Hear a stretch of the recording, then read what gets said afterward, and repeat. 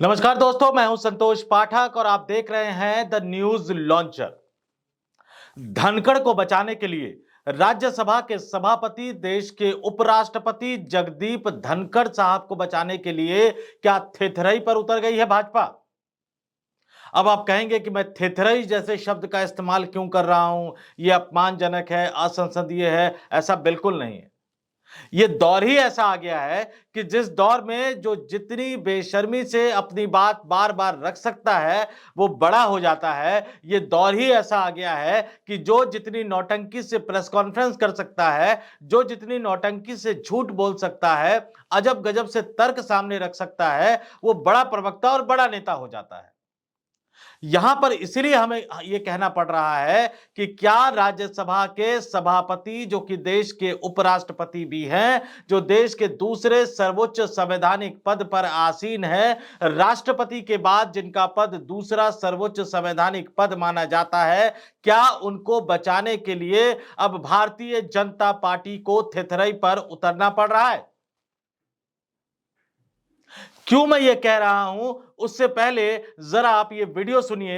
हम आपको वीडियो सुनवाते हैं कि भाजपा के राष्ट्रीय प्रवक्ता संबित पात्रा क्या दलील दे रहे हैं, क्या कह रहे हैं। कि कांग्रेस पार्टी ये जो अविश्वास प्रस्ताव ला रही है, इससे पहले भी आप देखिए प्रधानमंत्री जी के खिलाफ अपशब्दों का प्रयोग किया गया, प्रधानमंत्री जी को भी बख्शा नहीं गया। महामहिम राष्ट्रपति जी आदरणीय द्रौपदी मुर्मू जी के साथ जिस प्रकार का बर्ताव किया गया, उनके लिए जिन शब्दों का प्रयोग किया गया, उसको लेकर भी हमने प्रेस कॉन्फ्रेंस के माध्यम से आपको सच्चाई बताया है। और अब उपराष्ट्रपति जी के खिलाफ इस प्रकार का वाकया, मुझे तो आश्चर्य इस बात का होता है कि ये कांग्रेस पार्टी जाति जाति, कास्ट कास्ट कार्ड खेलती है। एक ओबीसी प्रधानमंत्री का तो हर दिन ये अनादर करते हैं। एक ओबीसी प्रधानमंत्री के लिए जिन जिन शब्दों का प्रयोग किया गया, लठ से मारेंगे, जनता इनको लठ से मारेगी, ये नीच आदमी है, इस प्रकार के शब्दों का प्रयोग किया गया प्रधानमंत्री नरेंद्र मोदी जी के लिए। एक ट्राइबल समाज से आई हुई उड़ीसा की बेटी द्रौपदी मुर्मू जी के लिए कांग्रेस पार्टी के उस समय के एलओपी अधीर रंजन चौधरी जी ने जिन शब्दों का प्रयोग किया, मैं उसे दोहराना नहीं चाहूंगा। और अभी भी हाल फिलहाल में राष्ट्रपति महोदया बैठी भी नहीं थी कुर्सी में, राहुल गांधी बैठ जाते हैं, उनके सामने खड़े होने की भी कर्टसी नहीं दिखाते हैं, सम्मान नहीं दिखाते हैं। और आज जाति के बात करने वाले एक साधारण किसान परिवार से आया हुआ किसान का बेटा जगदीप धनखड़ जी के विरोध में अविश्वास प्रस्ताव लेकर आना, ये किसका असम्मान है? ये किसान पुत्र का असम्मान है। A man who comes from a humble background, उसका असम्मान है। सुना आपने संबित पात्रा साहब क्या कह रहे हैं? पेशे से डॉक्टर हैं, बाद में पता लगा कि उन्होंने एक्टिंग का भी कोर्स किया हुआ है, तो बहुत ही सदे हुए अंदाज में, अनोखे अंदाज में प्रेस कॉन्फ्रेंस करने के लिए वो मशहूर है। टीवी डिबेट्स के भी बहुत लोकप्रिय प्रवक्ता है। लेकिन यहां बात ना तो संबित पात्रा की है, ना बात यहां पर उपराष्ट्रपति जगदीप धनखड़ साहब की है, ना विपक्षी दलों की है, ना भारतीय जनता पार्टी की है। यहां पर जो मुद्दा है, जो बात हम कर रहे हैं, वो कर रहे हैं थेथरई की। संबित पात्रा साहब क्या कह रहे हैं कि ईवीएम के खिलाफ, चुनाव आयोग के खिलाफ, चुनावी प्रक्रिया के खिलाफ विपक्षी दल सुप्रीम कोर्ट के पास जाना चाहते हैं। दूसरी चीज उन्होंने कहा, क्या कही कि देश के इतिहास में पहली बार ऐसा हो रहा है कि राज्यसभा के सभापति, देश के उपराष्ट्रपति के खिलाफ विपक्षी दलों द्वारा अविश्वास प्रस्ताव लाया जा रहा है। और इसमें क्या तर्क उन्होंने दिया कि ये दोनों खबरें उनको विचलित करने वाली है और ये भारत के संविधान को कुचलने वाली है। अब या तो संबित पात्रा ने भारत का संविधान नहीं पढ़ा, या संबित पात्रा की तरह भाजपा के जो अन्य नेता या राष्ट्रीय प्रवक्ता या सांसद तर्क दे रहे हैं, उन्होंने भारत का संविधान नहीं पढ़ा, या प्रधानमंत्री पद की लगातार 3 बार शपथ लेने वाले प्रधानमंत्री नरेंद्र मोदी ने भारत का संविधान पढ़ा या नहीं पढ़ा, इसको लेकर भी संदेह अब खड़ा हो जाता है। ये दोनों चीजें कही गई है, लेकिन यहां मुद्दा जो मैं सीमित रखूंगा वो उपराष्ट्रपति के खिलाफ जो अविश्वास प्रस्ताव विपक्षी दलों द्वारा जिसका नोटिस दिया गया है उस तक सीमित रखता हूं। अब भारतीय जनता पार्टी के साथ दिक्कत क्या खड़ी हो गई है कि सिंबोलिज्म की राजनीति करते करते वो हर चीज को अब जाति के चश्मे से देखने लग गई है और वो हम लोगों से भी, देश के मतदाताओं से भी यही उम्मीद करती है कि वो हर चीज को जाति के चश्मे से देखे। अब जरा देखिए, एक तरफ राष्ट्रीय स्वयंसेवक संघ के मुखिया मोहन भागवत कहते हैं कि हिंदुओं एक हो जाओ, जाति में नहीं बंटो, जाति में बंटने की जरूरत नहीं है, भारत में रहने वाला हर व्यक्ति, वो तो मुसलमान को भी इसमें शामिल कर लेते हैं कि एक है। लेकिन भाजपा ऐसा नहीं मानती। प्रधानमंत्री नरेंद्र मोदी एक तरफ कहते हैं, बड़ा चर्चित नारा है उनका, एक है तो सेफ है।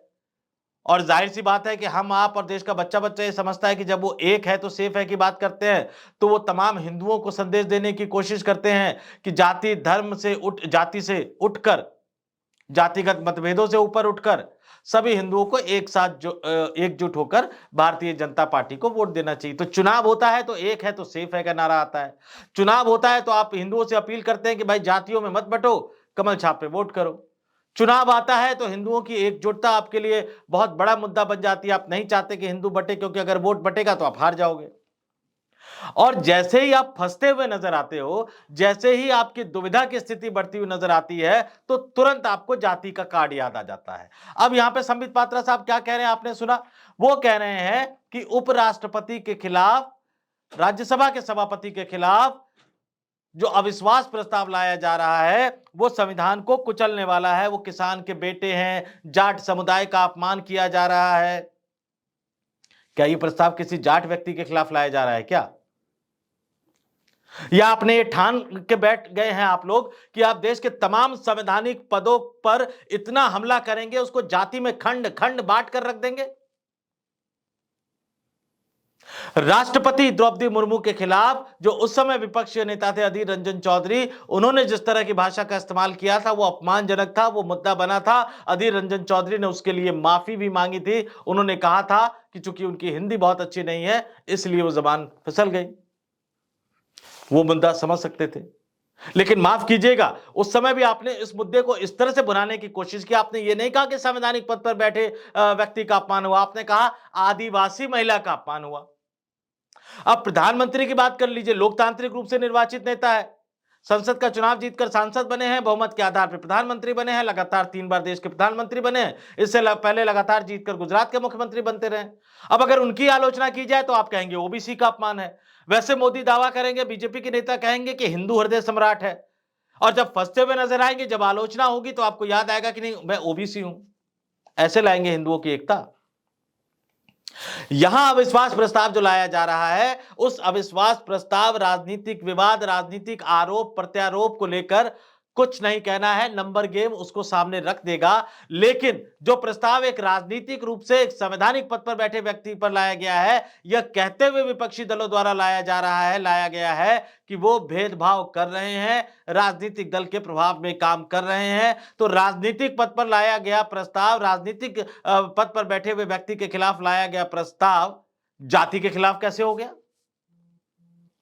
आप ये खुद बताइए। जो तर्क दिया जा रहा है कांग्रेस की तरफ से कि 1952 के बाद से अब तक इस तरह का प्रस्ताव नहीं आया, अनुच्छेद 67 का हवाला दिया जा रहा है कि अनुच्छेद 67 के तहत ये कभी भी उपराष्ट्रपति से पहले राजनीतिक मसलों पर राजनीतिक भेदभाव करते नहीं दिखे।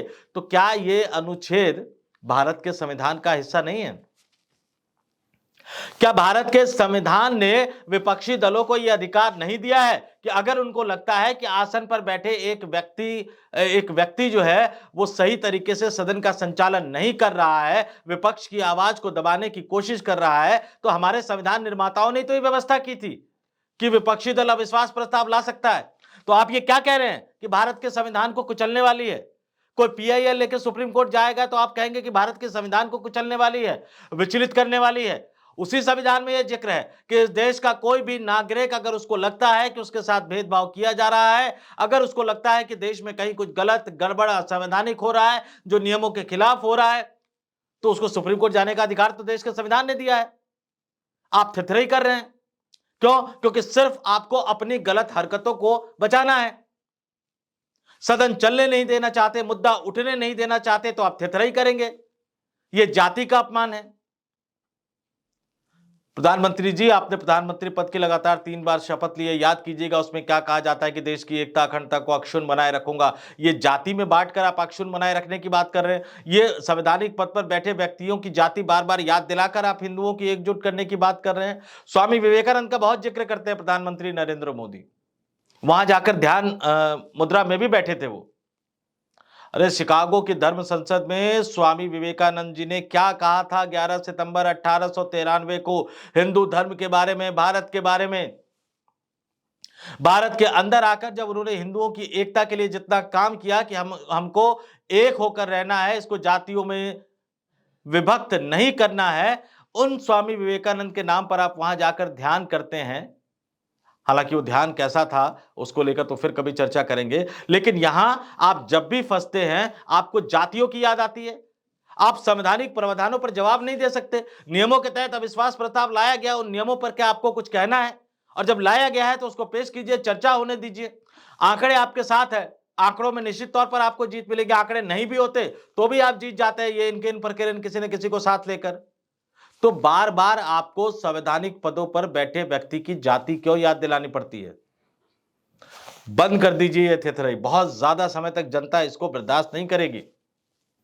इस वीडियो में बस इतना ही, लेकिन मैं और आप भी इसको मानते होंगे कि हम कुछ भी कह ले, बीजेपी की ये आदत है कि जब भी वो फंसती है तो उनको जाति की याद आती है। चुनाव आता है तो हिंदुओं की एकजुटता की बात करते हैं, जब फंसते हैं तो जातियों की याद आती है। और ये आदत उनकी सुधरने वाली नहीं है, ठीक होने वाली नहीं है। लेकिन हम लगातार इस मुद्दे को उठाते रहेंगे, बार बार उठाते रहेंगे, बार बार आप तक सच्चाई लाने की कोशिश करते रहेंगे। इस वीडियो में फिलहाल इतना ही। मुझे दीजिए इजाजत। देखते रहिए द न्यूज लॉन्चर।